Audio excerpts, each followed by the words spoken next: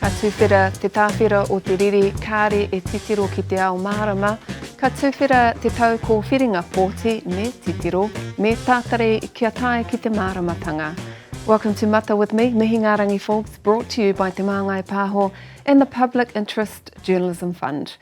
Later we'll discuss police pursuits, green lighting GE and Electoral rāwhiti with staff political reporter Glenn McConnell and commentator Shane Te Pou. Engari, hei tūmata i te ahi kōrero, kia whita ai ka hiki i te kaunoti, hika i tāmaki makaurau. After months of heated debate and fierce opposition, Auckland Council has voted to sell 7% of its shareholding in Auckland International Airport to balance the books. The majority of these shares originally belonged to the ratepayers of Manukau City Council, but were inherited by the super city when it was established in 2010. Now the money raised from the sale will be used to pay off debts incurred across the region. One of the staunchest opponents to the sale is Manukau Ward Councillor and Ngāpuhi descendant, Alf Filipaina, and he joins me now from Wellington via Zoom. Tēnā koe i te tātariki e Alf. Morena. Good to be here as always. Morena koutou to our two brothers that are there as well. Kia ora. So South Auckland bailing out the rest of Tāmaki Makaurau, how do you feel about it? Oh, look, the fact that we had to use the legacy shares from Auckland City Council and Manukau City Council, I tried to get those shares and the dividends to be paid back into those two respective areas, but aroha mai, or those voted me down. And I don't feel happy, but it is what it is. What kind of response did you get from those who are usually aligned with you, the likes of Shane Henderson, Richard Hills and Julie Fairley, who abstained or voted to sell? Yeah, I mean, look, that was their choice. And I mean, we were always adamant, those that voted not to sell partial or full sale, we were always adamant that is the line because of the benefits that we can see, not only for our whānau now, but our younger generations and generations to come. This is why it was important that we held the line in regards to that. Even after all the information we received, I still fell on the side that these shares should be kept for Tāmaki Makaurau, but more importantly to the Manukau City Council legacy and Auckland City Council, and it should not have been sold at all. What were some of the discussions or the debates on either side of this that you heard? Well, I mean, for me, when people said, look, we don't want to increase debt. Well, look, when we have a look at the ratio that we've got currently with our debt ceiling from the two organisations, Standard & Poor's and Moody's, I mean, we could get up to about 275. We're not even close there. And they said we could borrow up to 140 and it wouldn't affect our rating. We have got a very, very good rating with them. We have a debt of just I think on 12 billion, but we've got an asset of about 70 billion, and they're the ones that said, yes, we should. We got no problems around the 140 million, and that was the figure, but no, people said, oh, we can't do this and everything else, but guess what happened? We ended up selling 7% of our shares that should not have been sold. Why is the airport important to the people of South Auckland? Well, look, we have got so many of our workers there. The majority of the people who are working there are from Southside. We also, this is our airport, Aotearoa's airport. So therefore, then we should be keeping as much of a stake in the airport. It's ours. It's a gateway to Aotearoa, but it also allows our Pacific community. The Pacific community are the ones that ended up contacting me and saying, Alf, we should hold on to them because that's where they come in. The dividends that we end up receiving. No matter what happens, I guarantee in the next few years, that debt that's just been paid off as a result, that debt will be up again. What are we going to do then? Sell the rest of the shares? Sell the port? I don't know. Well, I won't be at this stage unless I get very good evidence and information. I will not be supporting that. When you look at some of the asset-based services and there's been a call for redistribution of those, when you look at South Auckland, local boards, they receive considerably less than the likes of Henderson, Waitemata and Howick. This is the kind of funding that pays for playgrounds and those kinds of initiatives. Do you think that the local boards in South Auckland now deserve a bit of a payback, a bit of pot of money now that you've lost your airport shares? Yeah, look, they deserve payback even when we were getting the dividends, because that's where it originally came from. Everybody's talking about, look, we're now a super city. Well, that's all good, but always remember, and there's a saying that always remember the past to help us move forward. Well, at the moment, everybody's just remembering now and saying, look, let's do this. The South Auckland, I know that our community is going to suffer because we were looking at $42 million as our dividend, and we're going to get less. Hopefully October has taken into account the shares that we originally had, and that our next dividend, I've no doubt it all will be low because there's 7% less. But this has been dear to Manukau City. That's why we increased our stake to 10.1 to avoid the takeover from Emirates and from the Canadian Pension Fund. That's why we brought extra. I think it was about $5 million worth when I was there as a councillor. We brought that so we could end up having a blocking percentage. But now I don't know whether we've got a blocking percentage, and that's a shame. But it has impacted on our community, and with the emails and texts I'm getting, they are definitely angry and frustrated. Waikato Tainui has publicly stated it wants the shares. Is there any scope for that to happen? Well, look, there's always going to be a scope for Waikato Tainui and any of our mana whenua.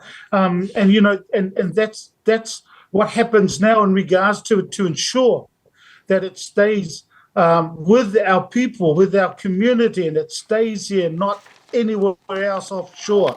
That's why with Waikato Tainui, mana whenua, anybody, it's so important that gets pushed, definitely. Tēnā koe, Alf, tō tātou whanaunga no te nota, kia pai tō rā. Kia ora nā, ka kite anō. Hei, aro hai i ngā kaupapa tōranga pū o te wā, kua karapuni mai ētahi mātanga tōranga pū Māori. Joining me on the panel today are two of Tāmaki Makoto's finest political writers and platform rivals, staff political reporter Glenn McConnell and Herald columnist Shane Te Pau. Tēnā kōrua. Kia ora. Kia ora. Frenemies. Frenemies, you guys are frenemies. Comrades. Oh, nice, nice, love that. What do you think of what Alf was saying? I totally agree with Alf, and I'm very disappointed. It's no secret that I'm a lefty. I'm very disappointed in the Labour City and City Vision endorsed candidates. There was no need to sell this strategic asset or partial sale. The reality is that debt is only about 1/6 of the asset base. So just put it in perspective. It's like having $1 million home and borrowing an extra $50,000 because you got a hole in your roof. That's what you do. And I think it was sort of simple economics. But the mayor bullied and pushed people into it. Also, having lived in South Auckland for 20 odd years, I have a real sympathy with where Alfie is coming, because I can remember when we bought those shares. Manukau City bought those shares, but the vote to sell it was not only based on councillors based in Manukau and Auckland, because they were the sort of legacy holders, but West Auckland and North Shore. And and I think the people of South Auckland particularly ought to feel aggrieved. What do you think the government will make of it? It's a strategic public asset. I don't think there's much the government can do here. The issue seems to be that Auckland City isn't serving all of Auckland. Yeah. We have a council which isn't really elected by many South Aucklanders. We know that from the terrible vote turnout in South Auckland. And now we have Manukau coming to save the rest of Auckland, its assets, its savings, paying for roads in the North Shore and everything else. And what is going to happen now? Can councils continue to just sell assets, or are we going to see, costs cut, and will those costs be in South Auckland? Will this government be regretting backing Efessel Collins? Or not backing him enough? Look, I just think that it wasn't a matter of Labour backing Efessel or not enough. I think the votes were just where they fell. But just back to the central point, take a drive to South Auckland, go to Otara, go to Māngai, have a look at their playgrounds, and then let's go to the North Shore, and let's go to where I live in Epsom and have a look at their playgrounds. There's playground poverty. There's a disparity in our simple things like playgrounds. And here's the other thing: airport shares now, ports next. What about swimming pools? You know, Mayor Brown only some 6 weeks ago said, you know, do we need professional librarians? You know, shouldn't we use volunteers? Well, what's next then? Libraries? You know? So where do you stop once you start asset stripping? And it's only a temporary Band-Aid approach, as Alf said. Do you think it could go that far? There's not enough swimming pools anyway. When you think about the population, I mean, we're in central Auckland. You look at Mount Albert. That's the swimming pool. Yeah. That's borrowed. It's on a school's ground. You'd hope not, but there's definitely an issue where the council doesn't have the revenue and it doesn't want to increase rates. What's it going to do? It's losing dividends. Yes, you know, there's a good argument that it can't continue to spend like this, and by selling the airport shares, its debt payments will decrease. That's a short-term solution. Across the country, I think, though, we see issues where councils have a lot to spend, a lot of services, and not that much money. Exactly. Let's talk about wealth tax. The Green Party has announced its tax policy, which would see a wealth tax introduced. The National Party says it's a massive tax grab. So here's how it would work. This is the example. Because I'm married, I would have to have a $4 million house with no mortgage before the wealth tax would kick in for me. How's it being received, do you think? It's complicated. I was at the Green Party announcement on Sunday and I wrote about it for Stuff, and I had a lot of people writing in because a lot of people don't understand how income taxes work and wealth taxes. What does all of it mean? They announced a lot on one day. So there was the wealth tax, then there was the adjustment to the tax brackets. Yes, yeah. Then there's also child tax. Payments, all sorts going on, and it's fairly confusing. I think, though, the wealth tax, it will only target a small number of people. And for everyone else, the Greens are saying money for you, payments, tax cuts. It's quite populist, really. Will they be able to explain it? I'm not sure. It is some big dreaming stuff from the Green Party. Is it, 3.7 million New Zealanders apparently will get something back in their from their tax. Will it work? Yeah, I think it will resonate, and it's also not as radical as their last proposal. They've moved it up from 1 million to 2 million, and I think I think it will resonate in middle New Zealand. You know, Mr. Luxon the other day said, "Well, you know, I've worked hard to build up my my property investment portfolio." Well, you know, I've made no secret of this. I'm a landlord. There was no hard work involved in it. 10 years ago, I bought a home at 2.5%. It's gone up 30%, and I didn't pay 1 cent tax on it if I sold it tomorrow. And actually, under this regime, I won't either. So, you know, this is fundamentally about dealing with the growing poverty gap that exists in Aotearoa.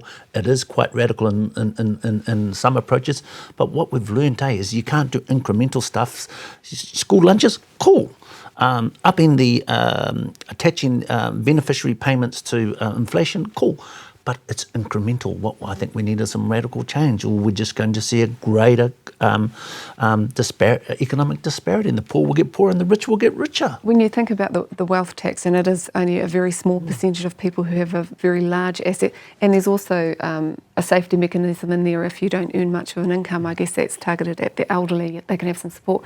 Do you think this will get the support of young people who've been locked out of the housing market? Yeah, I think it probably will, but the Green Party will always have, you know, a younger support base. The wealth tax was a bit weird because it's strange to tax something that isn't currently earning money. Why not a capital gains tax or something like that? Why, a tax on bank accounts? And if you're really wealthy, wouldn't you just move that offshore? Will it actually work? Not many countries are interested in wealth taxes like that anymore. Just quickly before we move on, there was a universal child payment of $140 a week. Will this go some way in lifting child poverty? Yeah, the current child poverty stats, we've got, it's reduced, but there's a number there who need a lot of support. This is universal. Should it be more targeted at the remaining, whānau who are in poverty? That will probably be a big debate for Labour and the Greens going into the election. There's no... Labour has had, let's be honest, a couple of bad weeks. Jane Tineti, Michael Wood, these are own goals.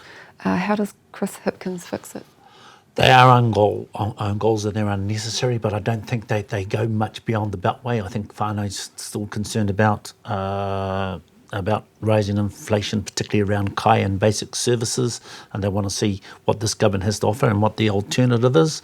I think that Michael Wood in particular, who I think is a very decent guy, I just don't know why he didn't sell earlier. I think that he will face some sanction, and that sanction will probably be the loss of his sort of primary portfolio, and that's transport. And I think that's what that's what Hipkins is likely to do and move on as quickly as he can. I guess it's not one or two, it's just this accumulative effect of so many muck-ups. Do you think, I mean, you're following the election campaign and the lead up to it. What's your take on it? Yeah, I think Matua Shane was right there, that we have a continued political scandal, but fairly boring political scandals that have been rolling on for a few weeks or maybe longer for Labour. And it's tiresome. If people, voters look at this and are saying, why is this taking so long to sort out? I'm bored of hearing about this. Can we talk about something else? And if National Act, the Greens, offer, those different talking points, maybe that will damage Labour. For now, I don't see people remembering, Auckland Airport's shares of Michael Wood or the Privileges Committee. Particularly with the other two that came out straight afterwards. Yeah, with Jared Taniti in a few months' time. Yeah. Policies are being announced, candidates are stepping up. You got anything to share? I've got two things to share, actually. Te Tai Hahuru first. Yep. I've said that in the past on this show and in my column that I think that Labour could hold that seat. It's not going to now. I'm very convinced that it's going to go to Te Pāti Māori. The number one reason that I said that they had a chance of holding on the seat was they had very good on-the-ground organisation, largely Adrian's whānau. They've packed up the tent and they're not going to campaign. And it's nothing against the current campaigner. Why? Because, when it's your own whānau, you're a lot more invigorated. They're all from Rātana Pā, they're all whanaunga. I get that, and I don't have enough intel whether there's actually a bit of a split, but certainly they're not going to do that.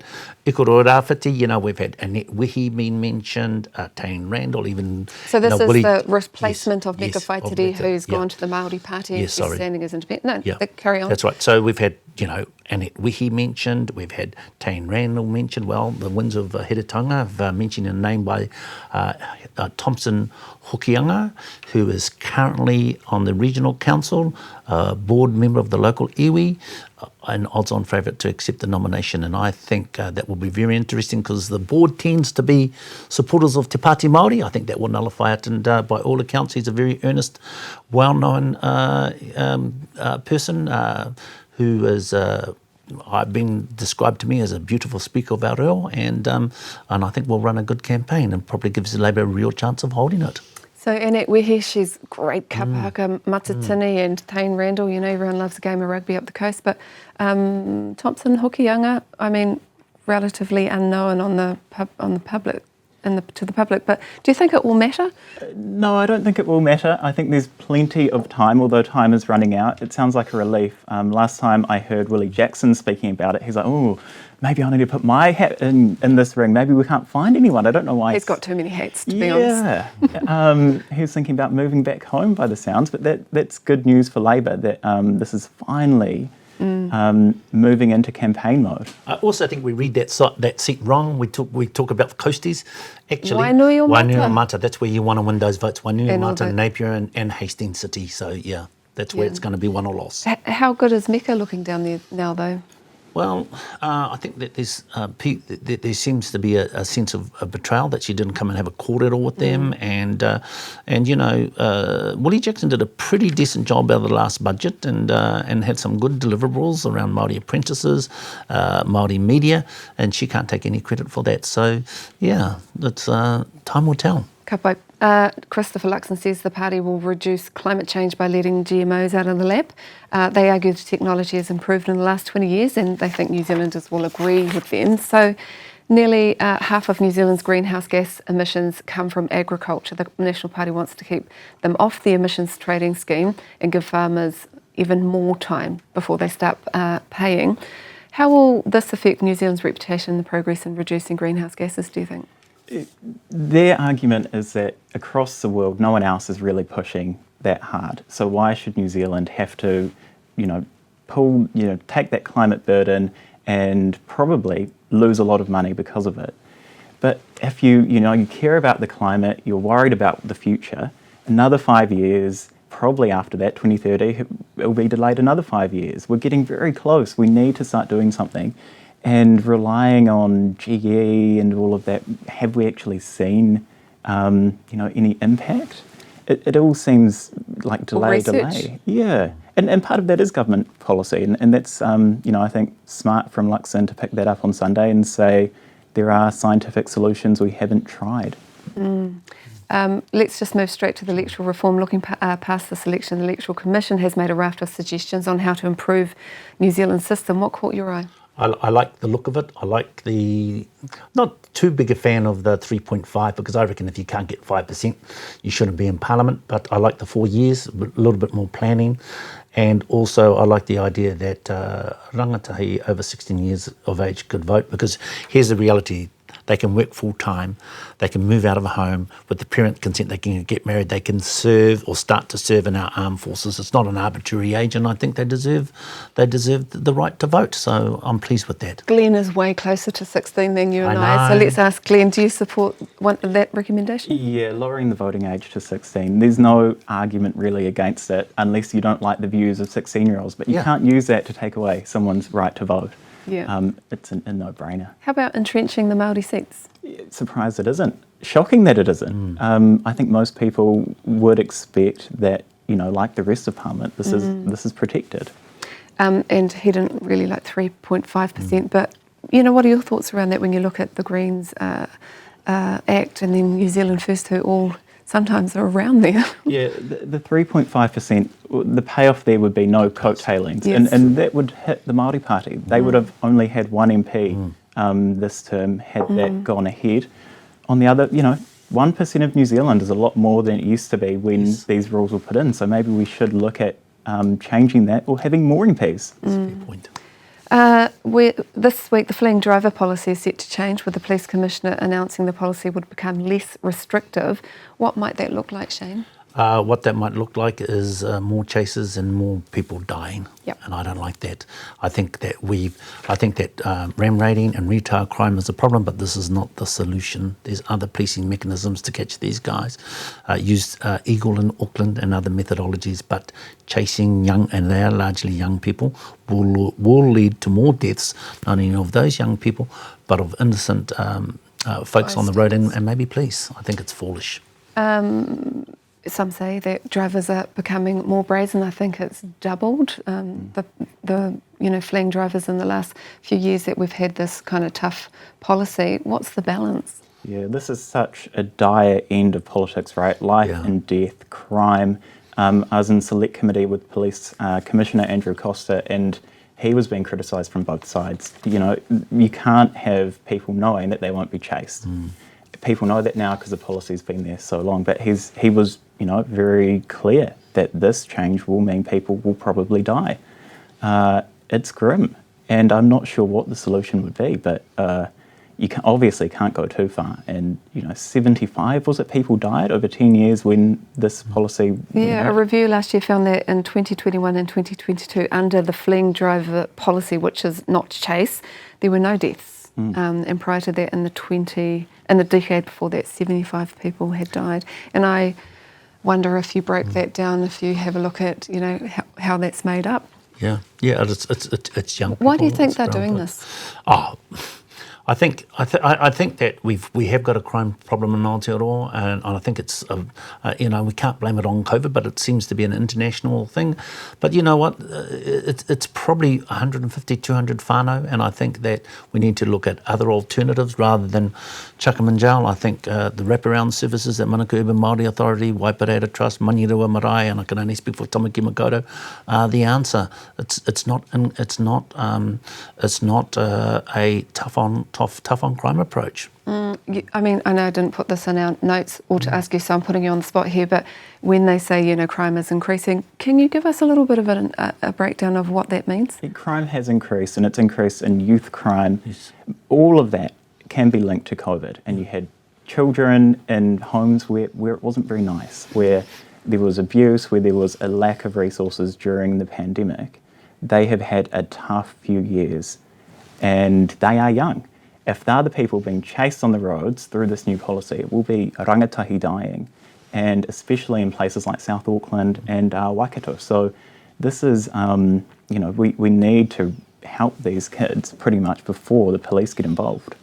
I mean, what could we be doing? Shane's talked about whānau ora, and those are great wraparound services, but, at the end of last year, the government actually took the contract off whānau ora out in Waipareira, which was the truancy one, where they were working one-on-one with some of these kids.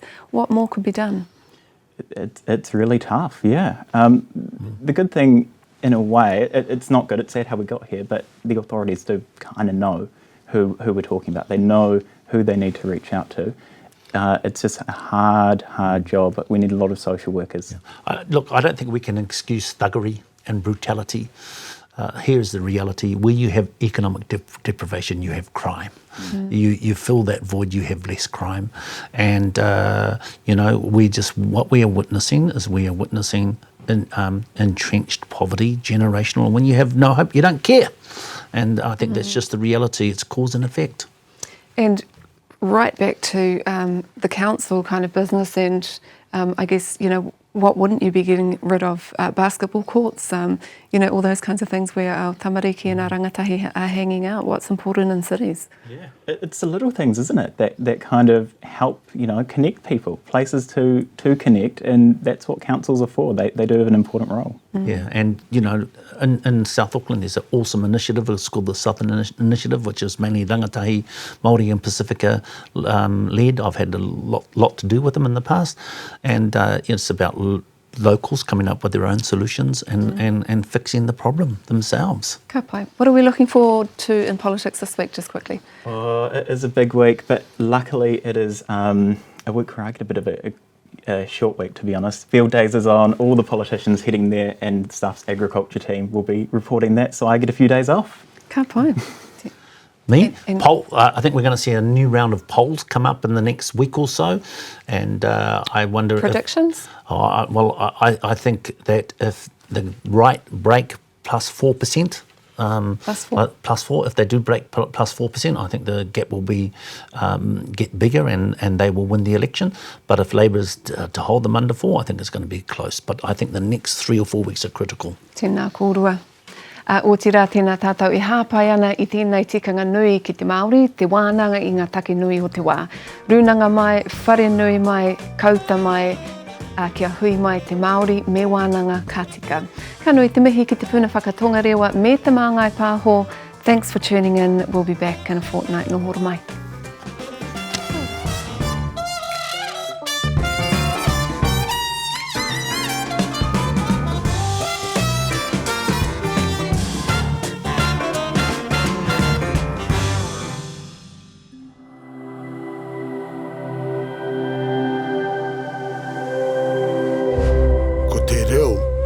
Te take